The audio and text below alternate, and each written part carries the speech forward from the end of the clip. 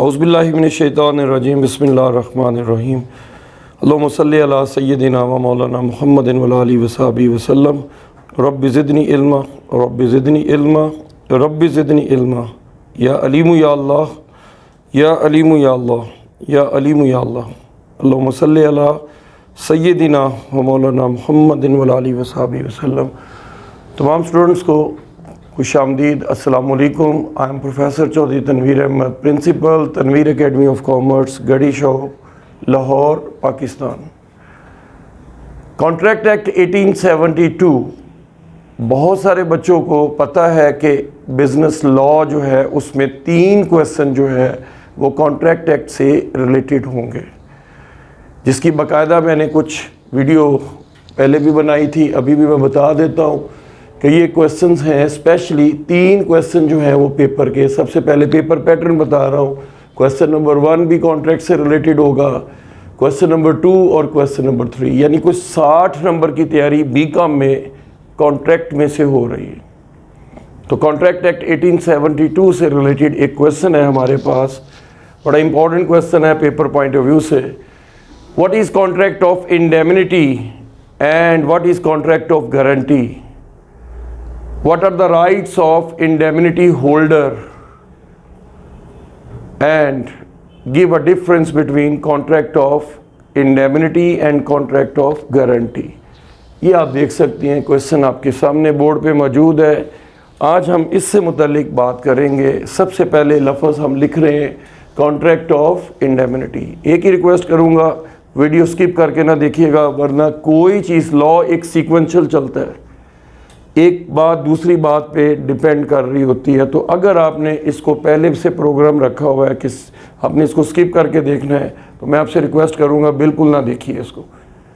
और अगर आप इसको पूरी देखने के मूड में हैं इस वक्त तो बिल्कुल देखिएगा। और एंड पे मैं आपसे दावा नहीं हकीकत बयान कर रहा हूँ कि आप खुद कहेंगे सर हमें ये याद हो गया, क्वेश्चन हमें अच्छी तरह से समझ आ गया।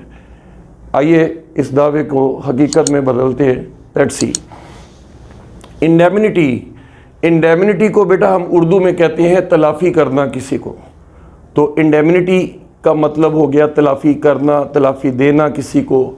इंग्लिश लॉ के अंदर इसका मतलब क्या है? In English law it means that a promise to save a person from the harmful consequences of an act.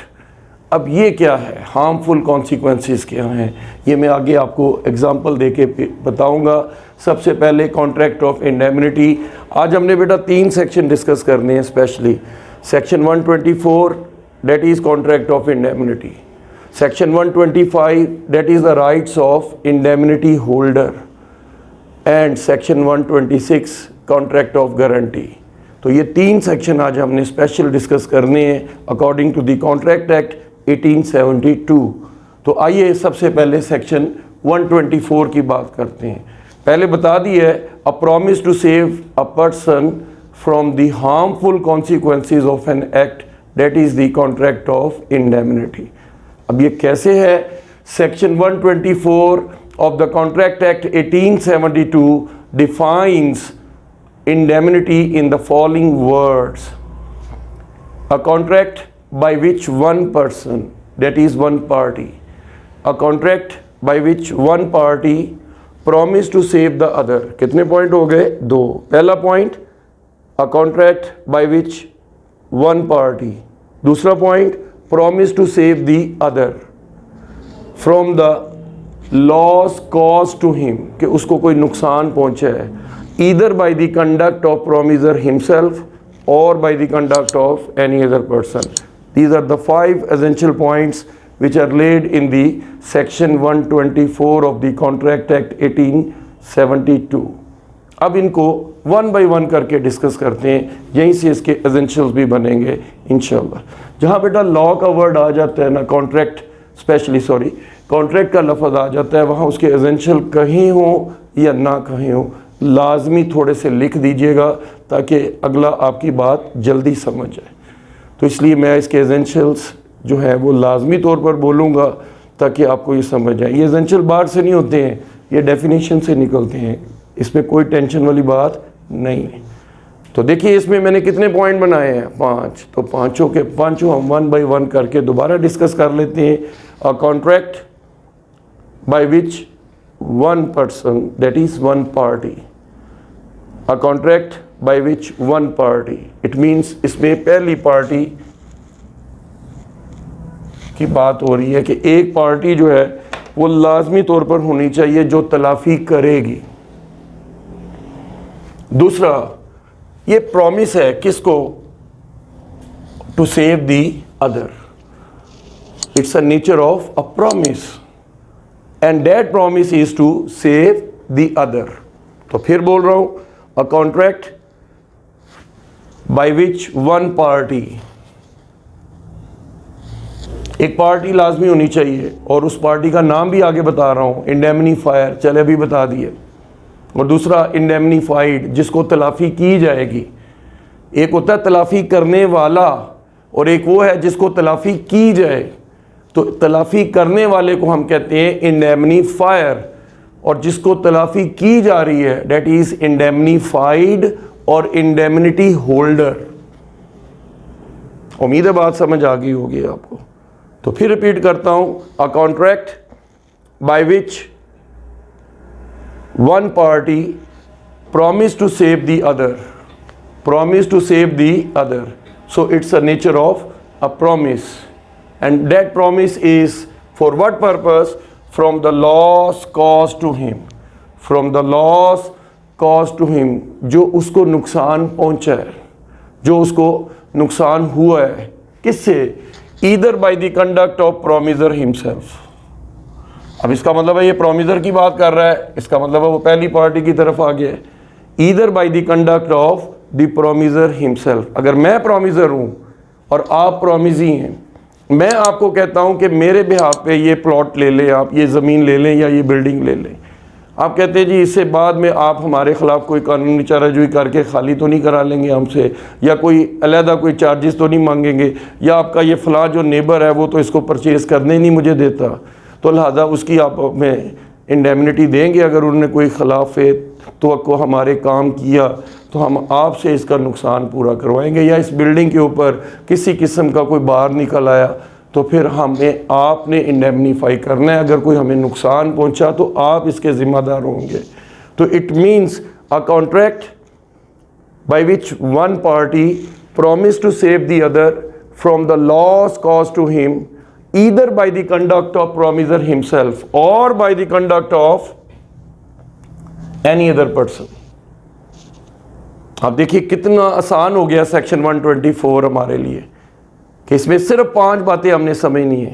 A contract by which one person, that is one party, promise to save the other from the loss caused to him either by the conduct of promiser himself or by the conduct of any other person।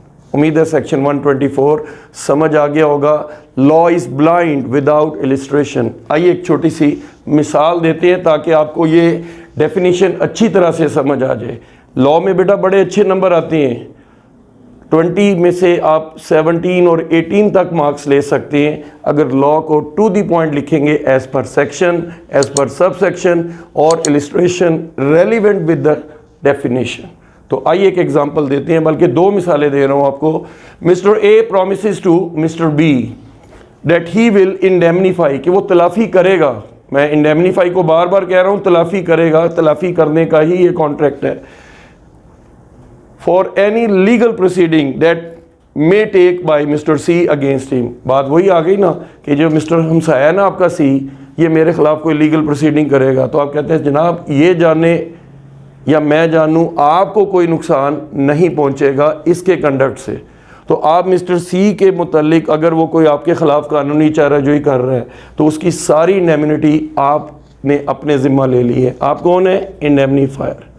और B कौन है? Indemnified.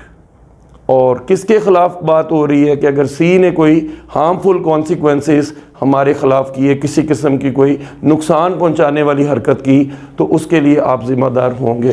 तो it means a contract by which one party promise to save the other from the loss cause to him either by the conduct of promisor himself और by the contract of और by the conduct of any other person। अब एक बड़ी आसान सी मिसाल देते हैं, उन्होंने कहा जी ये सर ज़रा बात शकील सी लगती है, कोई आम फेम बात करें, क्योंकि लॉ जो है ये बड़ा शकील होता है जनाब, जब तक इसको अच्छी अच्छी एग्जांपल से पेश ना किया जाए। एक जज के पास, जज भी जो है ना आर्गूमेंट्स मानता है, जो आर्गूमेंट ज़्यादा वेटफुल होती हैं उसके हक़ में दलाइल जो है जो अच्छे देता है उसको उसके हक़ में फ़ैसला दे दिया जाता है। तो आइए एक अच्छी सी एग्जांपल देते हैं। All the contracts of insurance other than life insurance, life insurance is not a contract of indemnity. All the contracts made by the insurance company other than life insurance are the contract of indemnity. क्यों? गोदाम में माल पड़ा हुआ था, आग लग गई, तो क्या दोगे भाई? इंश्योरेंस वाले आपको इंडेमनीफाई करेंगे। तो इंश्योरेंस वाले कौन हो गए? इंडेमनीफायर। और आपके गोदाम में अगर खुदा न खास्ता आग लगी है तो आप कौन है? इंडेमनिटी होल्डर या इंडेमनीफाइड। उम्मीद है ये बात क्लियर होगी। ये एग्जांपल भी मैंने क्लियर कर दी। आइए आगे पार्टीज की तरफ। तो पार्टियां तो मैंने अभी बता दी हैं। There are the two parties to a contract of indemnity. First one is indemnifier, that who gives the indemnity to the person who is the indemnity holder, and the person whose loss will be compensated by the indemnifier, that is called indemnified और indemnity holder, जिसको तलाफी की जाएगी। उम्मीद करता हूँ जी contract of indemnity with example समझ आ गया होगा। अब आते हैं कि आप बड़ी रटे लगाते हैं, ऑल सम्स को भी याद करेंगे, all cost, all expenses, all damages and the recovery of security. वो मैंने लिखा नहीं है, मैं क्या ऑलरेडी इसमें है। तो देखिए इसको एक सेंस मैंने बता दी है, उस सेंस से लिखना है। मसलन ऑल सम्स इनकर्ड और ऑल कॉस्ट और ऑल एक्सपेंसेस और ऑल डैमेजेस सफर्ड और all the sums that has been paid, that all costs that has been sustained by the indemnity holder must be reimbursed by the indemnifier। वो उनकी तलाफी करेगा। तो देखिए कितनी प्यारी बात हो गई, सबको एक चीज़ में डिफाइन कर दिया, सबकी एक डिटेल आप आराम से लिख सकते हैं। All sums that has been incurred by the indemnity holder or all costs that has been sustained or that has been incurred or all expenses that has been paid and all damages that has been suffered is the right of the indemnity holder to take the indemnity from the indemnifier। उम्मीद है जी बात clear होगी। और section 125 इसको deal कर रहा है, rights of. ये किसके तहत हमने लिखे हैं? सेक्शन 125, ये हमने इसको राइट्स को डील कर लिया। सेक्शन 124 किसको डील कर रहा है जी? कॉन्ट्रैक्ट ऑफ इंडेमनिटी को। सेक्शन 125 किसको डील कर रहा है जी? Rights of indemnity holder. अब आते हैं आगे, कॉन्ट्रैक्ट ऑफ गारंटी। बुक्स में देखिए आपको यही लफ्ज़ आएगा, what is contract of guarantee. But there are the two other names that might be asked to you people, specially अगर वो पेपर में पूछ ले तो बच्चे आके कहते हैं सर लॉ का पेपर समझ में नहीं आ रहा कि क्या आ गया था सवाल, जबकि हमें ये आता भी था। तो बेटा नाम बदलने से काम नहीं बदलता। तो आइए इसका दूसरा नाम भी बता देते हैं आपको। Contract of guarantee is also called contract of suretyship. Contract of guarantee is also called accessory contract. तो अगर ये पेपर में कॉन्ट्रैक्ट ऑफ श्योरिटीशिप भी कह सकता है, एसेसरी कॉन्ट्रैक्ट भी कह सकता है, आपने इसको बिला तफरीक यही क्वेश्चन लिखना है। उम्मीद है कि आपको नामों से कभी प्रॉब्लम नहीं होगी, क्योंकि आप तनवीर एकेडमी के चैनल से जुड़े हुए हैं। आपको हर दफ़ा एक क्वालिटी वीडियो मिलती है, हर दफ़ा हम आप लोगों को दूसरों से मुनफरद वीडियोस देने का वादा करते हैं, और आज भी हस्बे वादा आप लोगों के लिए वीडियोस ही बना रहे हैं। लॉकडाउन है, चौथी फेज़ चल रही है पाकिस्तान के अंदर लॉकडाउन की, तो इसके बावजूद कोरोना वायरस का इतना यानी है सिस्टम, सारा लोग घरों में बैठे हुए हैं। गवर्नमेंट ने इस वक्त जो है पाबंदी लगा दी है तालीमी इदारों पे, लेकिन हम अल्हम्दुलिल्लाह अपने बच्चों को इससे महरूम नहीं करते हैं। Right in time quality videos उनको प्रोवाइड करते हैं ताकि distance learning free of cost वो कर सके। आइए बच्चों, तो इसके लिए बेटा दुआ कर दीजिएगा, सिर्फ यही कॉस्ट है जो आपने पे करनी है हमें। अगर आप दुआ कर देंगे तो हम आपके ममनून और मशकूर हैं। अल्लाह करीम आप लोगों को कामयाबी अता फरमाए जी।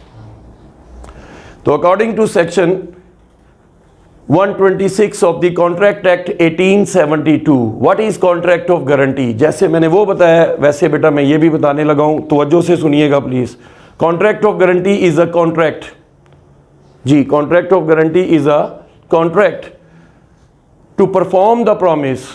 दूसरा पॉइंट क्या है, टू परफॉर्म द प्रॉमिस। पहला point contract of guarantee is a contract, दूसरा point to perform the performance और टू डिस्चार्ज द लायबिलिटी, और टू डिस्चार्ज द लायबिलिटी, और टू डिस्चार्ज द लायबिलिटी। कितने पॉइंट हो गए? 3।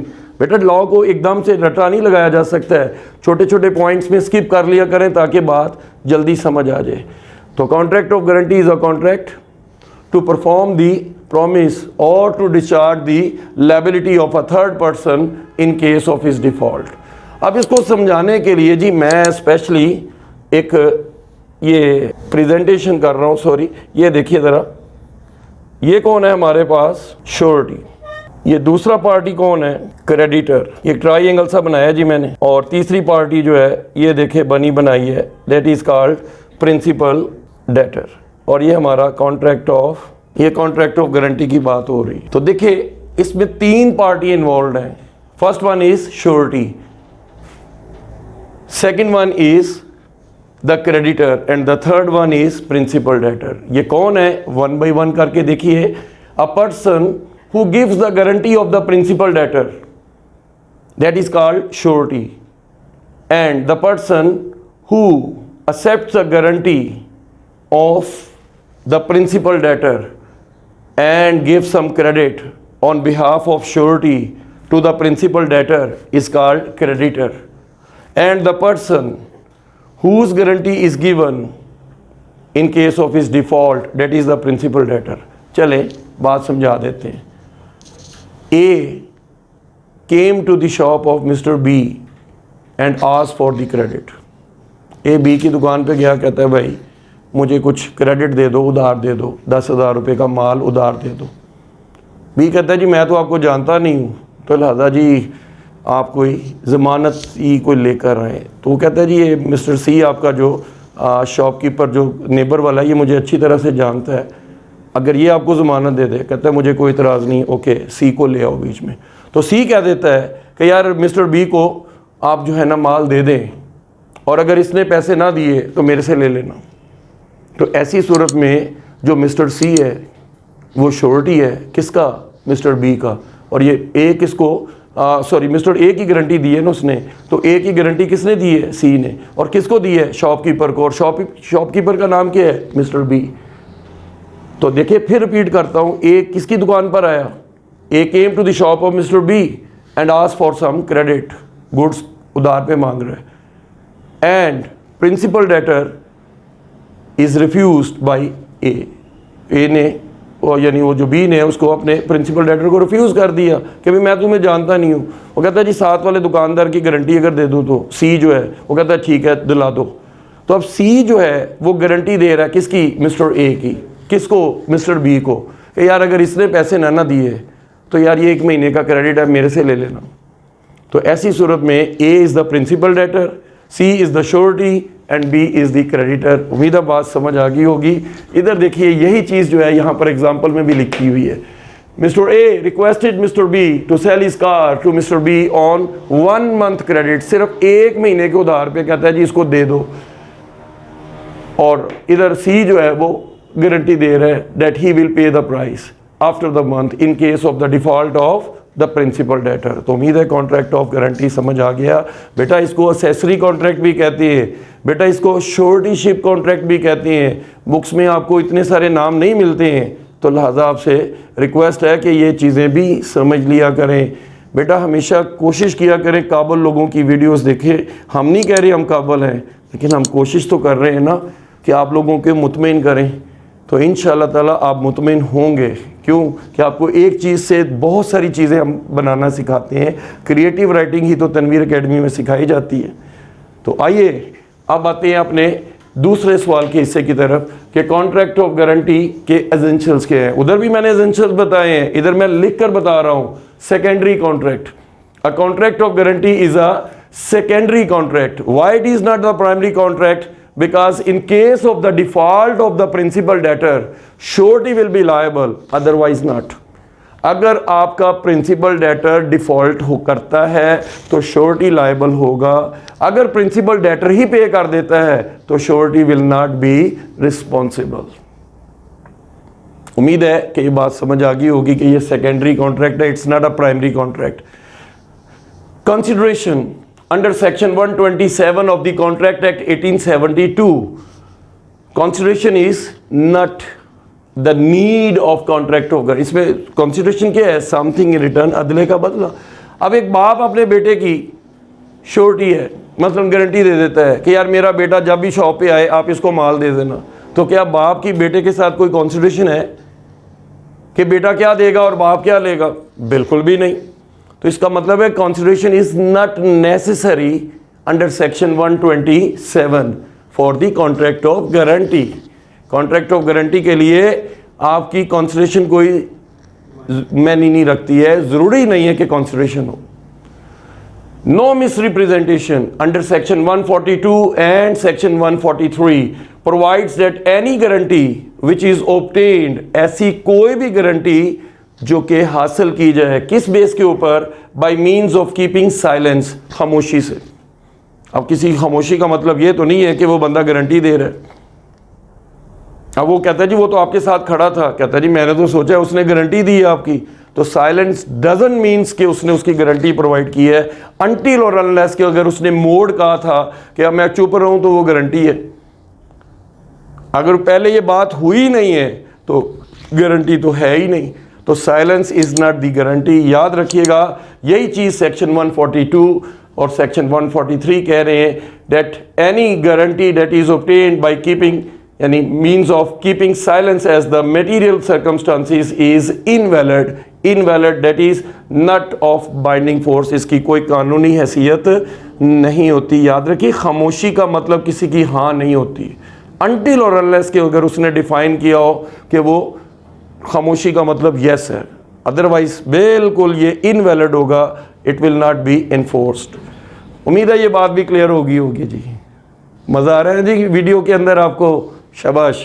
तो जुड़े रहिए बेटा, आगे देखिए। बस क्वेश्चन अब आपका यूँ होने वाला है, क्यों कि ये इसके बाद ये डिफरेंस आपके लिए मैंने नहीं रखता, क्योंकि आपने ये दो चीज़ें बहुत अच्छी तरह से सीखी हैं, तो डिफरेंस कोई मैंने नहीं रखेगा आपके लिए, क्योंकि इसी को चीज़ को समझाने के लिए तो टाइम लगा रहा हूँ। तो नेक्स्ट है writing is not necessary under section 126।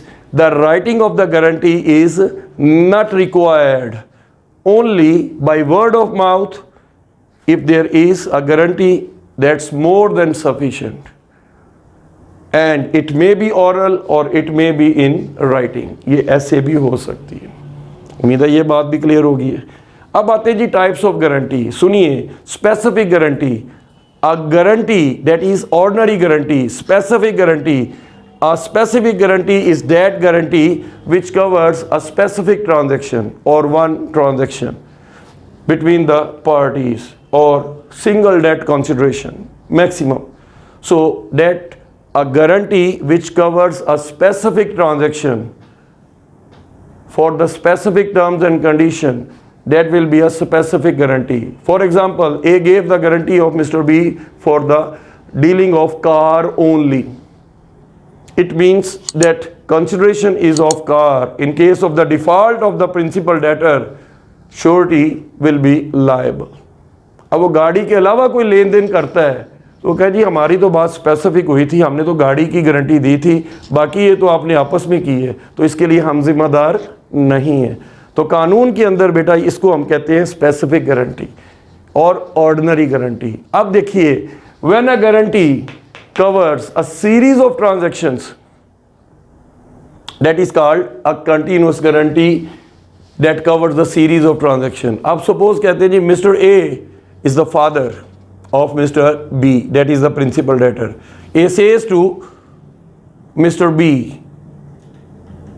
that you can buy any amount of goods from mister C, आप किसी भी हद तक माल, और सी को वो कह भी देता है कि यार ये बी मेरा बेटा है, तो ये जितना तक माल आपसे मांगे इसको दे देना, और जब भी ये मांगे दे देना, इसके ऊपर कोई किसी किस्म की रोक टोक नहीं है।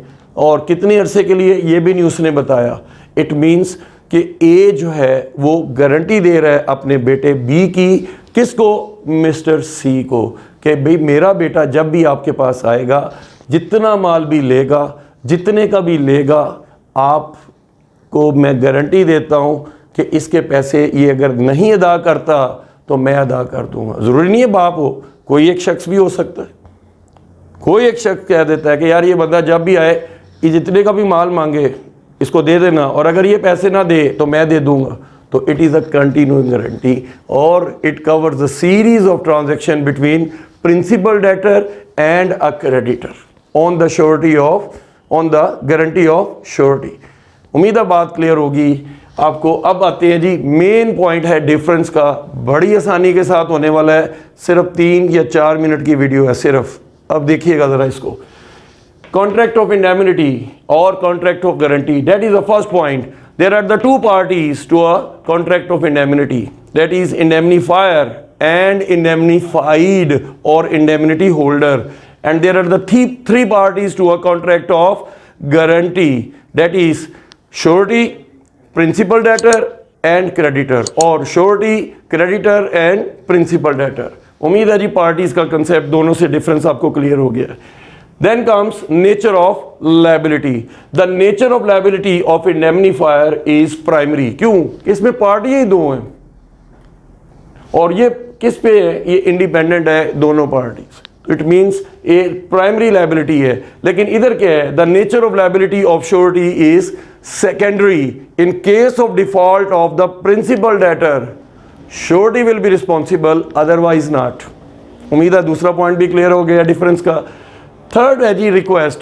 अ guarantee is not the request, indemnity is not the request. Indemnity किसी रिक्वेस्ट पे नहीं होती है कि जी आपको मैं तलाफी करूंगा, आप प्लीज मुझे, नो, ये होनी है किस पे, किसी ऐसे वकूए पे, या कैसे कि जो कोई आपका इवेंट हो, दैट इज कॉन्टीजेंसी। तो कॉन्टीजेंसी की सूरत में ये जो है ना, इसको रिक्वेस्ट को रिक्वेस्ट नहीं समझा जाएगा, ये तो एक ऑर्डर है, समझ ले कि इसको तलाफी करो। तो इट मीन्स कि indemnity is not the request. ये बात समझाना चाह रहा हूँ, उम्मीद है क्लियर होगी। Next, request. Contract of guarantee is on the request of the principal debtor. Surety अपने पास से श्योरिटी नहीं बन जाता, प्रिंसिपल डेटर रिक्वेस्ट करता है कि जनाब आप मेरी गारंटी दे दीजिए, तो in that case surety will give the guarantee of the principal debtor, otherwise not. Existence of liability. The liability of indemnifier arises only on the happening of contingency. अगर वो मिस्टर सी उसके खिलाफ कोई, मिसाल के तौर पर आपको कॉन्ट्रैक्ट ऑफ इंश्योरेंस ही बताया था ना, अगर आग लग गई तो इंश्योरेंस कंपनी वाले इंडेमनीफाई करेंगे, लेकिन आग लगी नहीं, तो ऐसी सूरत में आपकी कॉन्टीजेंसी की कोई सिचुएशन है ही नहीं, तो वहाँ पर कोई लायबिलिटी नहीं है। लेकिन इसमें क्या है, इसमें एग्जिस्टेंस ऑफ लायबिलिटी क्या है, in case of the default of the principal debtor, then surety will be liable. It means firstly the default is made by the principal debtor, and secondly surety will be responsible. So there is a secondary liability and there is a primary liability. Next है जी number of contracts। इसमें one specific contract कर सकते हैं, particular एक ही contract होता है इसमें, तो लिहाजा हम कह सकते हैं that is there is only one contract between indemnifier and indemnified और indemnity holder। indemnified को हम indemnity holder भी कहते हैं। और there are the 3 contracts। अब देखिए कैसे हैं। फर्स्ट कॉन्ट्रैक्ट प्रिंसिपल डेटर और क्रेडिटर के दरमियान होता है। सेकंड, श्योरिटी का क्रेडिटर के साथ होता है। और तीसरा कि अगर वो श्योरिटी जो है वो किससे लेगा, अगर वो प्रिंसिपल डेटर डिफॉल्टर हो जाता है तो तीसरी पार्टी फिर डेटर और श्योरिटी बनती है। तो इसका मतलब है कि नंबर ऑफ कॉन्ट्रैक्ट्स जो हैं इसमें 3 है और इसमें नंबर ऑफ कॉन्ट्रैक्ट सिर्फ 1 है। पहला डेटर और क्रेडिटर के दरमियान, दूसरा श्योरिटी और क्रेडिटर के दरमियान, और तीसरा डेटर और श्योरिटी के दरमियान। उम्मीद है बात क्लियर होगी है। सेकंड लास्ट आपका है जी पॉइंट, ख़त्म हो रहा है question. The object of the contract of indemnity is the reimbursement of loss, किसी के नुकसान की तलाफ़ी करनी। The contract of guarantee is made to secure the performance. अब ये देखिए इसमें यही लिखा हुआ था, a contract of guarantee is a contract to perform the promise or to discharge the liability of a third person in case of his default। ये जनाब इसको सेक्शन 125 मैंने लिख दिया था और यही चीज़ यहाँ पर भी आपने लिखी है। लास्ट पॉइंट है जी फाइलिंग ऑफ सूट, कि जनाब इसमें इंडेमनीफायर जो है वो कोई हक नहीं रखता। क्यों? कि the indemnifier after indemnifying the loss can not sue the third party, वो थर्ड पार्टी को स्यू नहीं कर सकता until or unless there is a assignment of claim in favor of him। अगर कोई ऐसा हुआ है तो फिर हो सकता है, अदरवाइज नहीं हो सकता है। और इसमें surety can sue the principal debtor, ध्यान से सुनिएगा, surety can sue the principal debtor after indemnifying the after giving the और after indemnifying the loss to the creditor. देखिए कि श्योरिटी ने पैसे कब देने हैं? जब प्रिंसिपल डेटर डिफॉल्टर होगा। तो in case of the default of the principal debtor then surety will pay the loss first. Second remedy जो उसके पास क्या है, that person will definitely sue और file a suit against the principal debtor. तो उम्मीद है इस शॉर्ट स्पैन ऑफ टाइम में एक क्वालिटी वीडियो आपको प्रोवाइड की है जिसका यकीनी तौर पर आप लोगों को बहुत अच्छी लगी होगी। और कमेंट्स बॉक्स में इसके ज़रूर कमेंट्स कीजिएगा और लाइक बनता है तो ज़रूर कर दीजिएगा, वरना हमने तो डिमांड आपसे करनी नहीं है, क्योंकि तनवीर एकेडमी की ये रवायात ही रही हैं कि बेटा हम आपसे सिर्फ एक रिक्वेस्ट करते हैं कि दिल पे हाथ रख के कहिए कि ये चीज़ समझ नहीं आई, तो फिर बिल्कुल लाइक नहीं है। और अगर कहते हैं हाँ समझ आ गई तो फिर कर दीजिएगा, जैसे आपकी मर्ज़ी। और इस उम्मीद के साथ कि आप अपना बहुत ख्याल रखेंगे, पेपर्स की खूबसूरत, बेहतरीन, अच्छी, भरपूर तैयारी करेंगे, माँ बाप और उस्ताज़ा की दुआएं लेंगे और ख़ास तौर पे तनवीर एकेडमी के लिए दुआ करेंगे।